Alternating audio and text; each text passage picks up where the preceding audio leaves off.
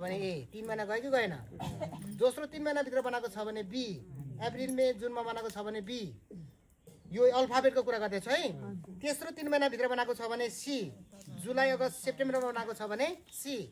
चौथो 3 महिना भित्र बनाएको छ भने डी अक्टोबर नोभेम्बर डिसेम्बरमा बनाएको छ भने डी कुरा बुझ्नुहुन्छ एबीसीडी गर्दा बुझ्नु भयो अब त्यो बुझिम हैन अनि त्यसपछि कुन प्रयोग गर्दा राम्रो कुन प्रयोग गर्दा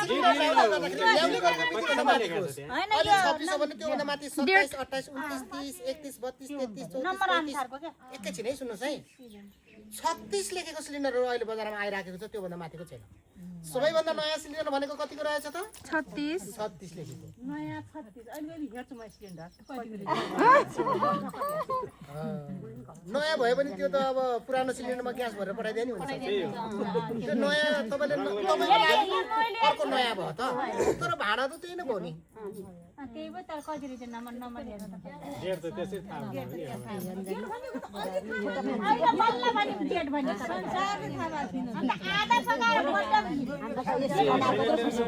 डेट हुन्छ भने तिम्रो अब त थाहा हुनु भयो अब त थाहा भयो नि अब लगभग एउटा सिलिन्डरको डेट 10 वर्ष तोकेको छ भने 8-10 वर्ष डेट भएको सिलिन्डर प्रयोग गर्नुहोस् तपाईँको घरमा समस्या कम आउँछ भन्न खोजे मैले पात हुँदै गयो भने त लगेर नबाल्ने राखिरहने के कुरा गरे के आन्टीले पनि के भनिराख्नु भएको नै कसैले लगेर लगिन अलिकति बाल्ने राख्ने गरे हान हो त्यो भन्न खोजे मैले त्यसपछि डेट जाला भने के रे सिलिन्डर लाग्यो कि धेरै जस्तो दाउरामा मात्रै पकाउने यो त कति लाग्यो 6 महिना 1 वर्षसम्म राख्लान् सकेला त रे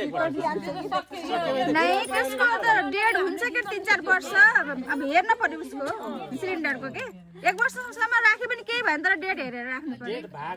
डेट भएको के एक्सपायर नभएको डेट हेरेर ल्याउने डेट ल्याउने भन्छ जे चीज भने जसुकै हामीले भनिराछ के देख्नु भएको छ चार्जिङ भएन भन्छ है यही जोर्नीबाट ग्यास गइरहेको छ कि छैन त अनि यस्तै सिलिन्डर पऱ्यो भने उता खाना पकाउँदा पकाउँदै झ्यापे आग लागि हुन सक्छ सक्दैन त अनि सिद्धिएन यो जोर्नीबाट देख्नु भएको छ सिलिन्डर चाहिँ